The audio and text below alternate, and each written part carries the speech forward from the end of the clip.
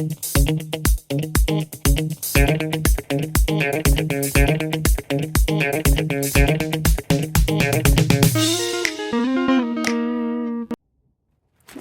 hi.